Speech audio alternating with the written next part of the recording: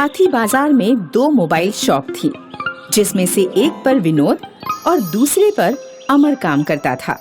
अमर ईमानदार था, पर विनोद लालची और अकड़ू था। अमर की दुकान सबकी मदद करने की आदत की वजह से बहुत अच्छी चल रही थी, लेकिन विनोद किसी की मदद नहीं करता था और सबसे झगड़ता था, इसलिए उसकी ग्राहकी कम होती थी। एक दिन की बात है। मोबाइल शॉप तो मेरी भी है, पर अमर की दुकान पर भीड़ लगी रहती है। मेरे पास कम ग्राहक है, मुझे कुछ न कुछ करना पड़ेगा। इसकी दुकान बंद करानी होगी। अगर उसका धंधा ऐसे ही चलता रहा तो मेरी दुकान तो ठप हो जाएगी। विनोद अमर की दुकान बंद करने के लिए कुछ सोचता है और कुछ गुंडों से बात करता है। तुम सारे के सारे जाओ और अमर की दुकान को जलाकर राख कर दो। एक मोबाइल भी नहीं बचना चाहिए। खैर रुको, एक काम करो, सारे मोबाइल चुरा कर मुझे यहाँ पर देना और उसकी दुकान को आग लगा देना। गुंडे विनोद की बात को मानकर अमर की दुकान में आग लगाने के लिए चल पड़ते हैं। वो मौका पाकर मोबाइल चुरा लेते हैं और दुकान में आग लगा देते हैं। पर तभी एक आदमी भागा भागा जाता है और अमर को बताता है। अमर अमर, तुम्हारी दुकान में आग लगी है, जल्दी चलो जल्दी चलो। ये क्या कह रहे हो? ऐसे कैसे हो सकता है? आग कैसे लग गई मेरी दुकान में? ना जाने कैसे तुम्हारी दुकान में आग लगी है। मैं वहाँ से निकल रहा था तो मैंने तुम्हारी दुकान से आग की लपटें निकलती हुई देखी और मैं भागकर तुम्हें बताने आ गया। अमर भागा भागा दुकान जाता है और वहाँ जाकर देखता है तो दुकान सच में जली हुई होती है। दुकान में से धुआं निकल रहा होता है और यह देखकर वह रोने लगता है। अरे, मैं लुट गया, बर्बाद हो गया। मेरी सारी दुकान जलकर राख हो गई। मेरी जीवन भर की पूंजी सब जल गई। अब तो मैं सड़क पर आ गया। अब मैं क्या करूंगा? मेरे पास तो अब रोजी रोटी खाने का सहारा ही नहीं बचा है। वह माथा पकड़कर वहीं सड़क पर बैठ जाता है। कुछ देर बाद जब उसे होश आता है तो वह खड़े होकर अपने घर की ओर चल पड़ता है। वह उधेड़-बुन में लगा हुआ चल रहा था कि वह अब क्या करे। तभी उसे एक बुढ़िया आवाज देती है। बेटा, रुको बेटा, रुक जाओ। अमर, तुम बहुत ही नेक इंसान हो। तुम हमेशा सबकी मदद करते हो। माँ जी, ये सब कहने की बात है। मैं खुद ही टूट चुका हूँ, तो मैं दूसरों की मदद क्या करूँगा? बेटा, मेरी भी मदद कर दो ना। मेरा बेटा मुझसे रूठकर अपनी बीवी और बेटे को लेकर चला गया है। मेरा उससे एक बार बात करने का बहुत मन कर रहा है। तो माँ जी, मैं आपकी कैसे मदद कर सकता हूँ? मेरे पास तो अब मदद करने के लिए कुछ बचा ही नहीं। सब कुछ जलकर राख हो गया। बेटा, तेरे पास फोन है ना? ये नंबर मिला दे जरा। मैं एक बार अपने बेटे और पोते से बात कर लूं। मेरा मन बैठा जा रहा है, ना जाने वो किस हाल में होगा। जी माँ जी, मैं अभी नंबर मिला देता हूँ। नंबर दीजिए।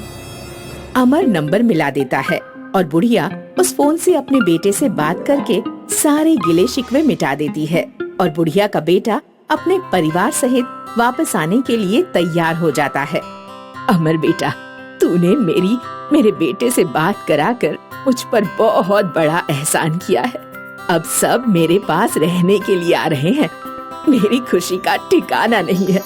आज मैं बहुत खुश हूँ। ये तो बहुत अच्छी बात है माँ जी। पर बेटा, तू इतना उदास क्यों लग रहा है? क्या बात है?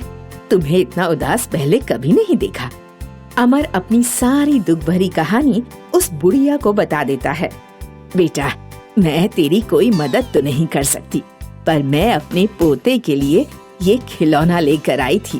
पर मेरा पोता विदेश से आ रहा है। वो इस खिलौने से कहाँ खेलेगा भला? खिलौना? कैसा खिलौना?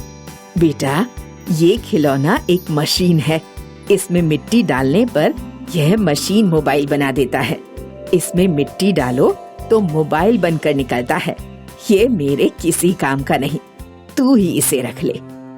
अमर उसे ले आता है। अमर ऐसे ही उदास बैठा हुआ अपने फोन की दुकान के बारे में सोच रहा था और सोचते सोचते उस खिलौने से खेलने लग जाता है। तो देखते ही देखते उसमें से मिट्टी के खिलौने की मशीन असली मोबाइल निकालना शुरू कर देती है। अरे, मैंने तो मिट्टी डाली थी, पर इसमें मिट्टी का मोबाइल ना बनकर असली मोबाइल कैसे आ रहा है? कहीं ये कोई जादुई मोबाइल की मशीन तो नहीं? वह जादुई खिलौने वाली मशीन को लेकर भागा भागा बुढ़िया के पास जाता है। माँ जी, ये मशीन तो जादुई है। इसमें से मिट्टी डालने पर मोबाइल अपने आप बाहर निकल रहे हैं। आखिर ये कैसे हो रहा है? मुझे कुछ समझ में नहीं आ रहा। बेटा, मैंने तो ये मशीन तुम्हें यूं ही दे दी थी, और अगर इसमें से मोबाइल निकल रहे हैं तो ये तुम्हारे नसीब के हैं। इसको भगवान की मर्जी जानकर अपने भविष्य के लिए इस्तेमाल करो और सबकी मदद करो। अमर उस मशीन की सहायता से दोबारा से मोबाइल की दुकान खोल लेता है, और जब उसे जरूरत होती है तो वह उस जादुई मशीन से मोबाइल बना लेता है। अमर उस जादुई मशीन के मोबाइलों से वो सबकी मदद करता था। आज तुमने अपने व्यवहार के बलबूते पर फिर से अपनी नई दुकान खोली है। तुम्हें बहुत बहुत बधाई। मोबाइल शॉप तो बहुत हैं, पर जो तुम्हारे मोबाइल में बात है वो और कहीं नहीं।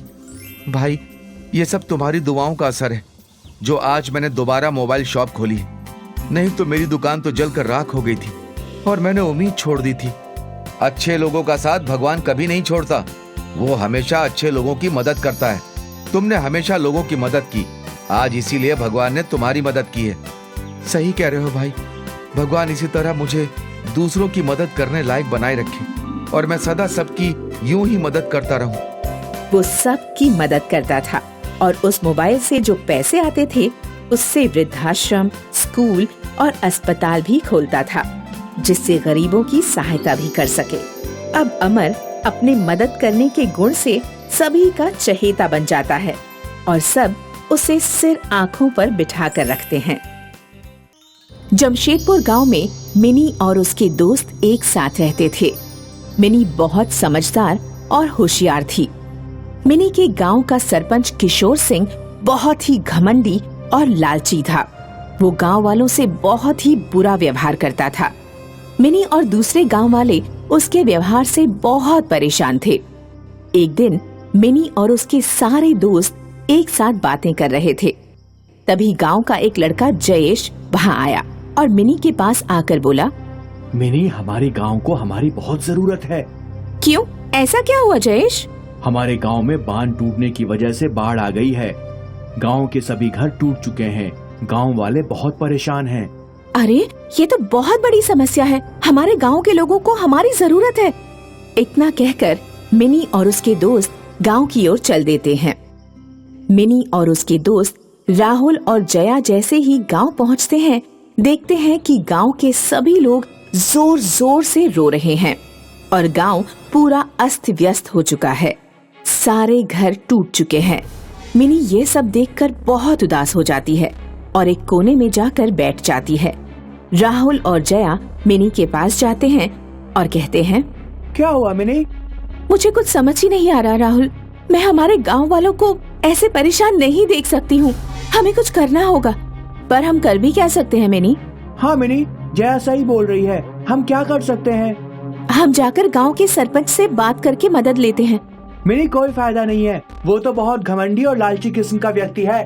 वो हमारी कोई मदद नहीं करेगा। हाँ मिनी, उसके पास जाकर मदद मांगने से मुझे भी नहीं लगता कि कोई फायदा है। फिर भी एक बार तो कोशिश कर ही सकते हैं ना। मिनी की बातें सुनकर जयेश भी वहाँ आता है और कहता है, मिनी, मैं भी तुम्हारे साथ चलूंगा।